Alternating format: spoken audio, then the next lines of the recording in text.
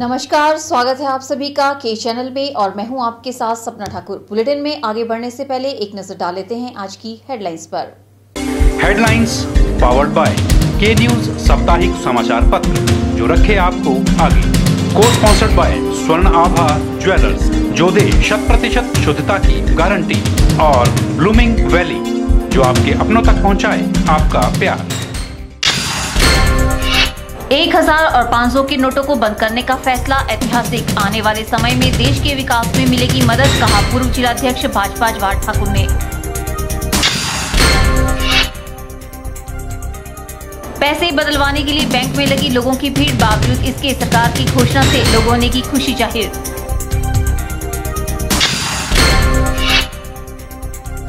विनवा नदी के समीप महिला का मिला शव, नदी में डूब आत्महत्या कर जीवन लीला की समाप्त। पुलिस ने मामला दर्ज कर छानबीन की शुरू। और वन मंत्री ने किया हमीर उत्सव की सांस्कृतिक संध्या का शुभारंभ, लोगों को दी हमीर उत्सव की शुभकामनाएं। केंद्र की सरकार का 2.5 वर्षों का कार्यकाल सराहनीय रहा है और देश के प्रधानमंत्री नरेंद्र मोदी ने देश हित में कई अहम फैसले लिए हैं। हाल ही में की गई सर्जिकल स्ट्राइक और अब देश में 1000 और 500 के नोटों को प्रतिबंधित करने का फैसला देश में ऐतिहासिक साबित हुआ है। बड़े नोटों को प्रतिबंधित करने से जहां देश का काला धन बाहर आएगा, वहीं उस धन को आने वाले समय में देश के विकास में लगाया जाएगा। ये जानकारी मंडी जिला भाजपा के पूर्व जिलाध्यक्ष जवाहर ठाकुर ने पत्रकारों को संबोधित करते हुए दी। मंडी जिला भाजपा के पूर्व जिलाध्यक्ष जवाहर ठाकुर ने पत्रकारों को संबोधित करते हुए बताया कि देश के प्रधानमंत्री नरेंद्र मोदी देश हित को लेकर आए दिन बड़ी घोषणाएं और आवश्यक कदम उठा रहे हैं। इसी कड़ी में देश में 1000 और 500 के नोटों को प्रतिबंधित करने से देश में जहां भ्रष्टाचार पर लगाम लगेगी, तो वहीं देश के अंदर छुपा काला धन भी बाहर आएगा। जवाहर ठाकुर ने उम्मीद जताई है कि आने वाले समय में प्रधानमंत्री के प्रयासों से आतंकवाद, भ्रष्टाचार, ड्रग माफिया और काले धन करने वालों को सबक मिलेगा। हम आभारी हैं आदरणीय श्री नरेंद्र भाई मोदी जी के। उनका जो 2.5 साल का जो कार्यकाल रहा इस देश में, उन्होंने देश हित में, आम जनमानस के हित में कई अहम फैसले लिए हैं। लेकिन आज का दिन और 29 अक्टूबर का जो दिन है, मैं समझता हूँ कि आज़ादी के बाद 70 साल के बाद वो एक ऐसा ऐतिहासिक दिन रहे हैं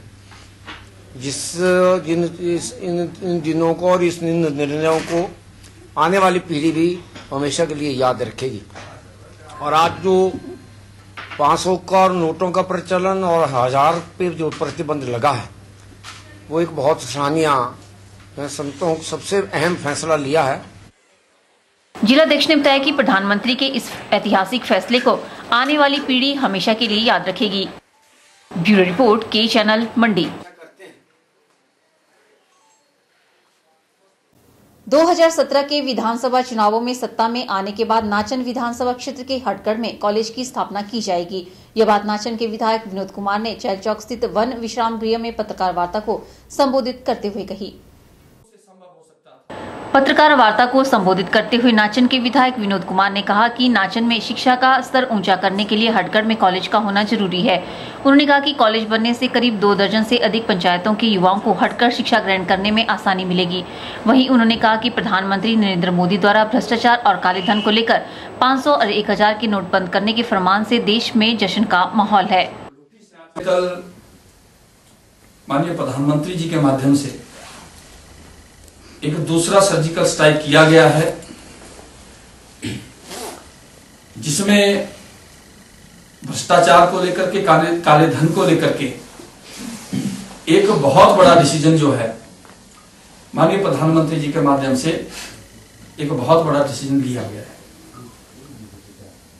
उस डिसीजन का जहां पूरे देश में हर एक राजनीतिक दल उसका समर्थन कर रहा है, तो ही नाचन मंडल भी उससे बड़े डिसीजन का स्वागत करती है, समर्थन करता है। मुझे लगता है कि शायद जितना काला धन हमारा विदेशों में है, उससे कहीं अधिक काला धन जो है, जो हमारे देश में बड़े बड़े साहूकारों के पास, जिन्होंने अपनी तिजोरियों में रखा हुआ है, वो काला धन भी बाहर निकलेगा और आने वाले समय में उसके अच्छे परिणाम भी आएंगे। सड़कें हमारे विधानसभा। विनोद ने कहा कि नाचन में पर्यटन को भी बढ़ावा दिया जाएगा। विधायक ने कहा कि केंद्रीय भूतल परिवहन मंत्री नितिन गडकरी ने सुंदरनगर से ढली और डडौर से राणाबाग के लिए नेशनल हाईवे मंजूर कर दिए हैं तथा पंडोह से रोहानगलू बाया चैलचौक नेशनल हाईवे की प्रपोजल केंद्र को भेज दी गई है, जिसकी स्वीकृति मिलने के बाद पंडोह रोहानगलू बाया चैलचौक भी नेशनल हाईवे के दायरे में आएगा। विनोद कुमार ने कहा कि नाचन विधानसभा क्षेत्र में अनेक सड़कों की डीपीआर तैयार कर इन्हें नाबार्ड को स्वीकृत के लिए भेज दिया गया है, जिनको मंजूरी मिलने के बाद इनका निर्माण कार्य शुरू कर दिया जाएगा। 4 सड़कें जो है हमारी, मैं नाचन विधानसभा क्षेत्र की बात करूं तो लगभग 4 साल का कार्यकाल भी हमारा जो है वो विधानसभा का अब समाप्त हो चुका है और इस 4 साल के कार्यकाल के अंदर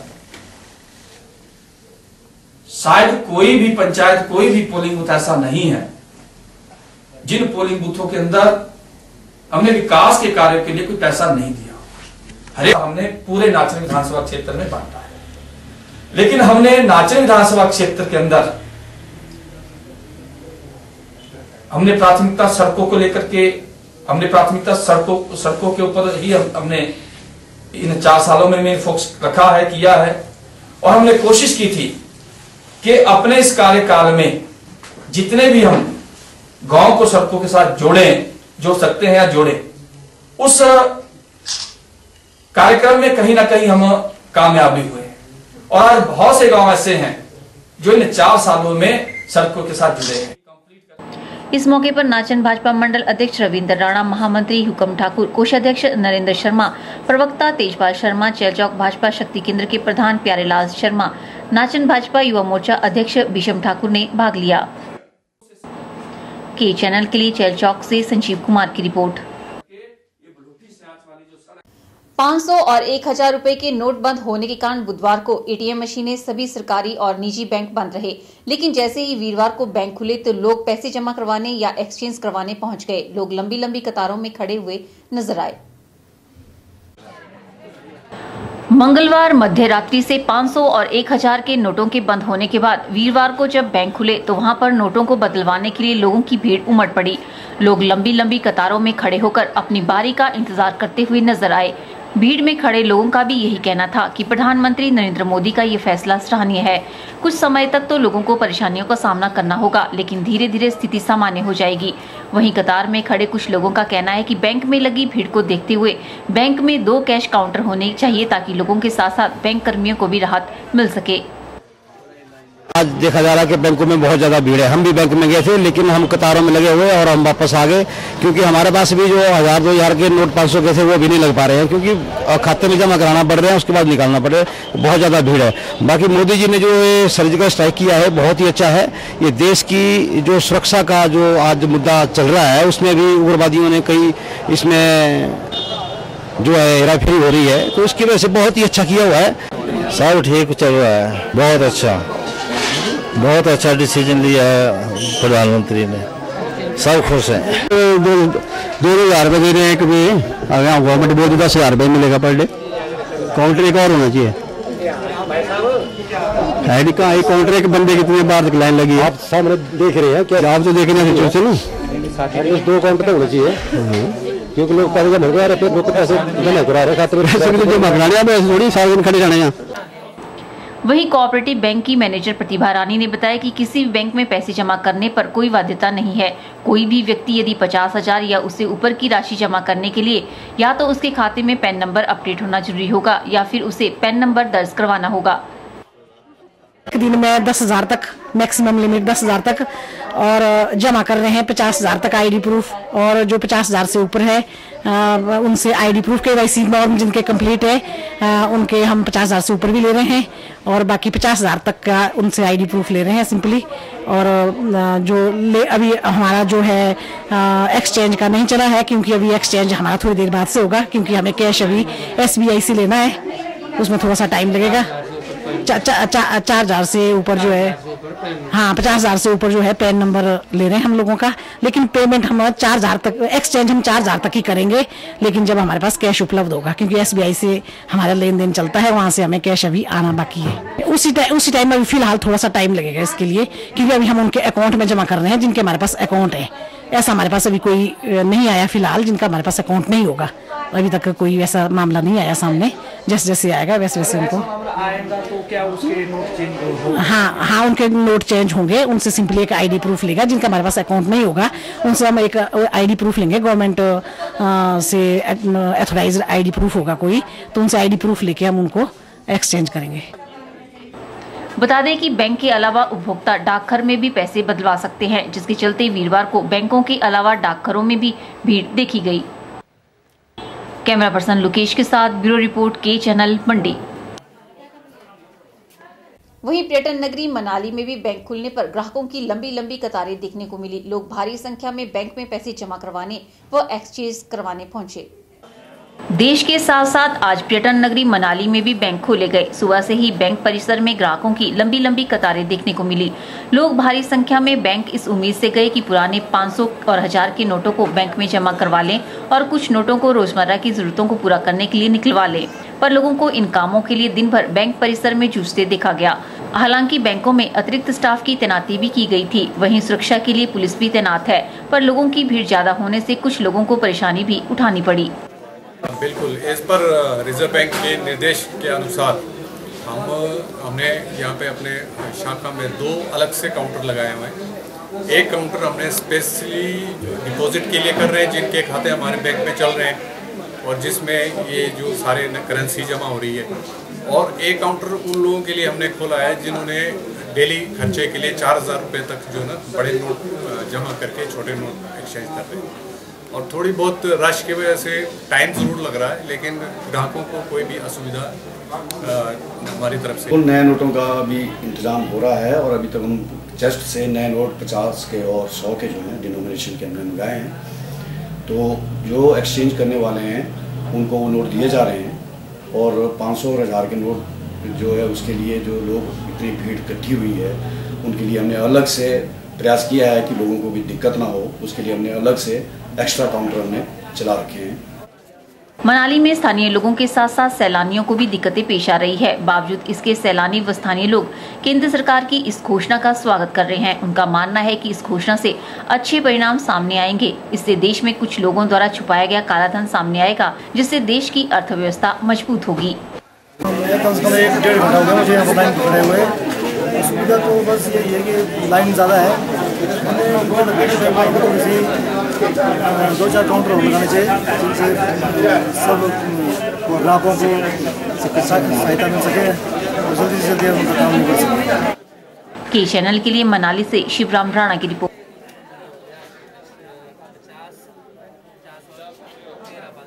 यहाँ रुकते हैं एक छोटे से ब्रेक के लिए। ब्रेक के बाद भी खबरों का सिलसिला यूं ही जारी रहेगा। आप देखते रहिए के चैनल।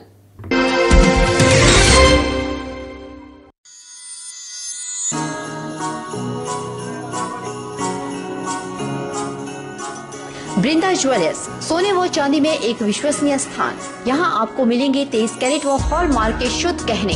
बृंदा ज्वेलर्स में आप सोने व चांदी के उच्च गुणवत्ता के आभूषण एक से बढ़कर एक डिजाइन में खरीद सकते हैं, वो भी उचित रेंज में। हमारे यहाँ ग्राहकों का विशेष ख्याल रखा जाता है। बृंदा ज्वेलर्स शोरूम में आपको मिलेंगे फैंसी सेट, कानों के झुमके, बालियां, अंगूठियां, नग, चूड़ियां इत्यादि, वो भी अलग ही अंदाज में। हमारे यहाँ लैब से टेस्टेड ग्रहों से जुड़ी राशि के नग भी उपलब्ध है। बृंदा ज्वेलर्स में आपको विवाह, शादी व त्योहारों पर भी विशेष छूट दी जाती है। तो देर मत कीजिए, आज ही पहुँचे बृंदा ज्वेलर्स, सोने व चांदी में एक विश्वसनीय स्थान। संपर्क 2/11 लाल भवन बिल्डिंग, सिरी बाजार, मंडी, हिमाचल प्रदेश।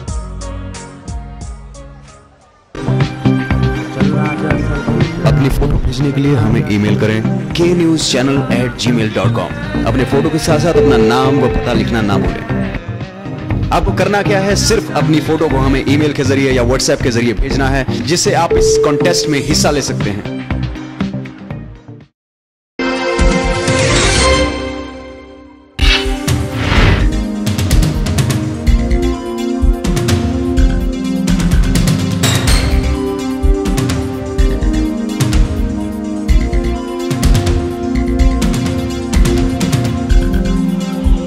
हिमाचल प्रदेश के जिला हमीरपुर में बच्चों ने भी प्रधानमंत्री के 500 और 1000 के नोट बंद करने के फैसले का स्वागत किया है, जिसमें उन्होंने अपने मनी बैंक में इकट्ठे किए गए पैसों को निकालकर अपने माता पिता को दिया।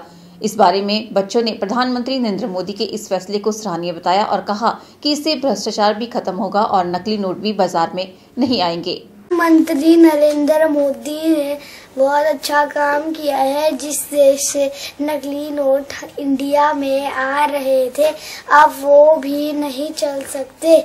मैं भी अपनी गुल्लकों से पैसे निकालकर मम्मी पापा के पास दे रहा हूँ, उसके बदले मुझे नए नोट मिल जाएंगे।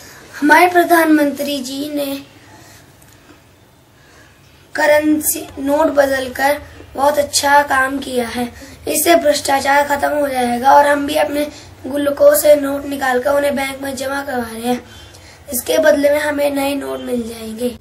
प्रदेश में वन भूमियों से अवैध कब्जों को हटाने के निर्देश सरकार ने दिए हैं और इसके तहत वन भूमियों से अवैध कब्जों को हटाया भी जा रहा है। लेकिन हिमालय नीति अभियान के संयोजक गुमान सिंह का मानना है कि प्रदेश में ज्यादातर कब्जे वन भूमियों से उन गरीब और दलित लोगों के हटाए जा रहे हैं जिन्होंने 2002 में अपने कब्जों का ब्यौरा सरकार को दिया था। इनके अनुसार बाकी लोगों पर कार्रवाई केवल नाम मात्र की जा रही है। ये जानकारी हिमालय नीति के संयोजक ने एक पत्रकार वार्ता के दौरान दी।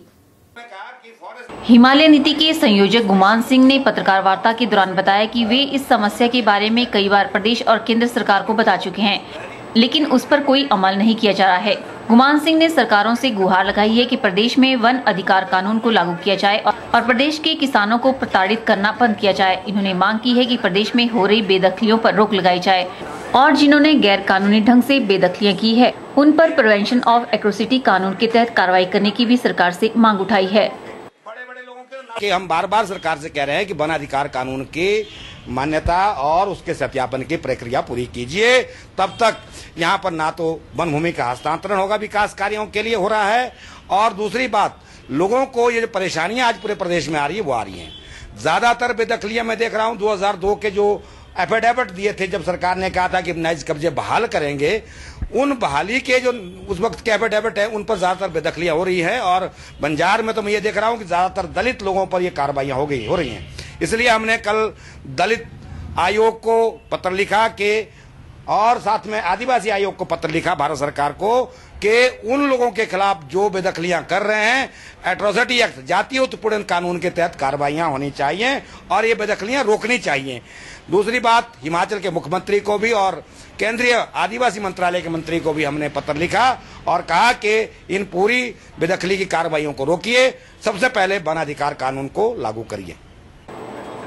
हिमालय नीति अभियान के संयोजक ने चेताया है कि अगर प्रदेश में वन अधिकार कानून को लागू नहीं किया जाता है या फिर वन विभाग से इस प्रकार की बेदखलियों को न रोका गया तो आने वाले समय में प्रदेश के प्रभावित किसान आंदोलन करने को मजबूर होंगे, जिसकी जिम्मेदारी सरकार की होगी। ब्यूरो रिपोर्ट, के चैनल मंडी। के चैनल में फिलहाल वक्त हो चला है एक और ब्रेक का, आप बने रहिए हमारे साथ।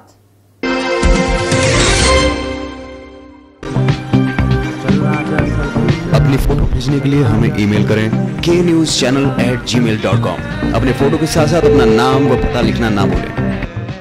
आपको करना क्या है, सिर्फ अपनी फोटो को हमें ईमेल के जरिए या व्हाट्सएप के जरिए भेजना है, जिससे आप इस कॉन्टेस्ट में हिस्सा ले सकते हैं।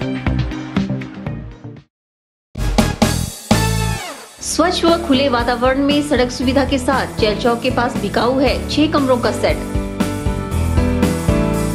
इच्छुक व्यक्ति संपर्क करें 9817677960 या फिर 9817456016।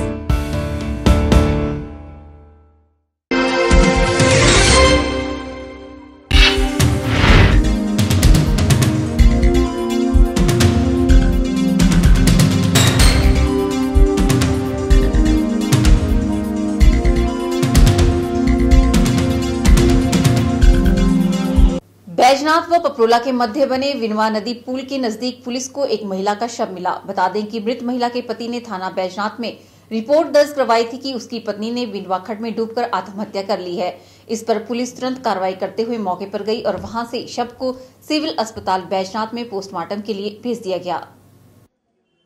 बैजनाथ थाना के अंतर्गत बैजनाथ व पपरोला के मध्य बने विनवा नदी पुल के नजदीक एक महिला का शव मिला है, जिसे पुलिस ने कब्जे में लेकर छानबीन शुरू कर दी है। डीएसपी बैजनाथ पूर्णचंद ने बताया कि मृतक का पति व उसका साला थाना बैजनाथ में रिपोर्ट दर्ज करवाने आया था, जिसमें उन्होंने कहा कि उसकी पत्नी ने विनवा खड्ड में डूबकर आत्महत्या कर ली है। इस पर पुलिस तुरंत कार्रवाई करते हुए मौके पर गई और वहां से शव को सिविल अस्पताल बैजनाथ में पोस्टमार्टम के लिए भेज दिया गया। उन्होंने बताया कि पुलिस ने मामला दर्ज करके छानबीन शुरू कर दी है।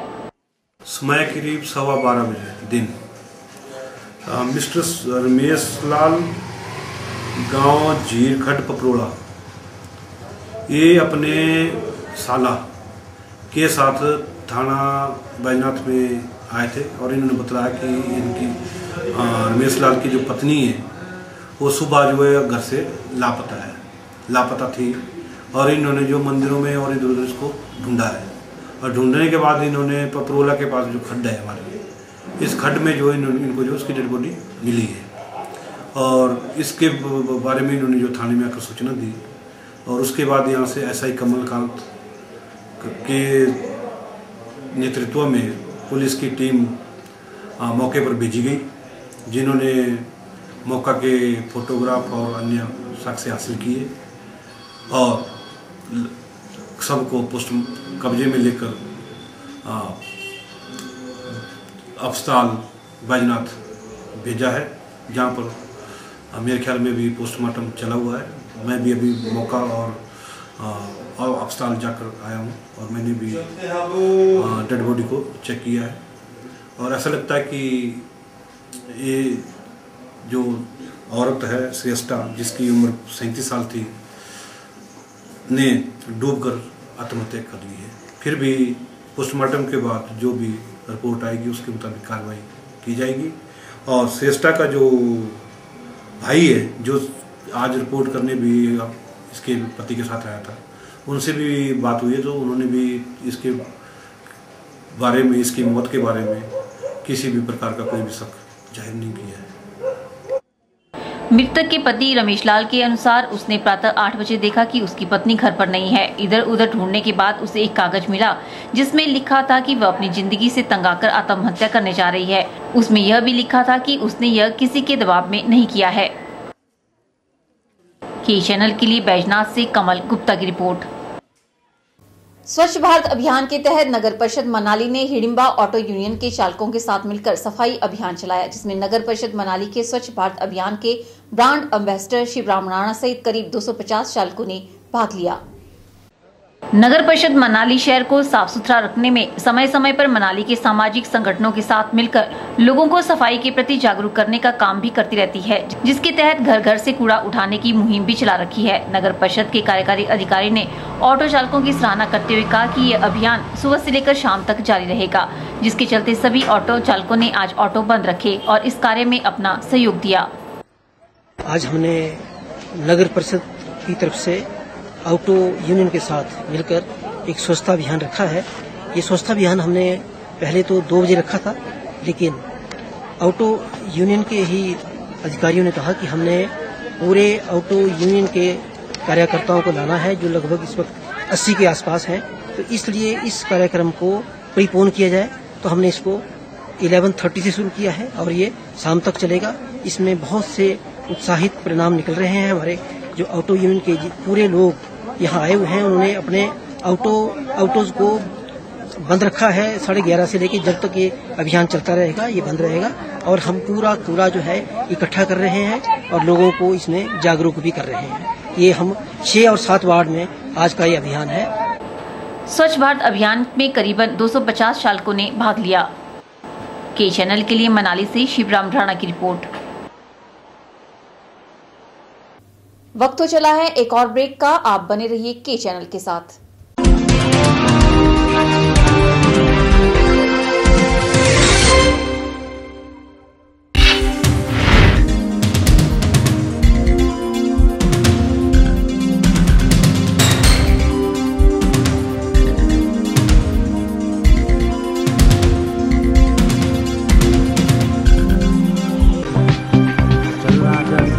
अपनी फोटो भेजने के लिए हमें ईमेल करें KNewsChannel@gmail.com। अपने फोटो के साथ साथ अपना नाम व पता लिखना ना भूलें। आपको करना क्या है, सिर्फ अपनी फोटो को हमें ईमेल के जरिए या व्हाट्सएप के जरिए भेजना है, जिससे आप इस कॉन्टेस्ट में हिस्सा ले सकते हैं।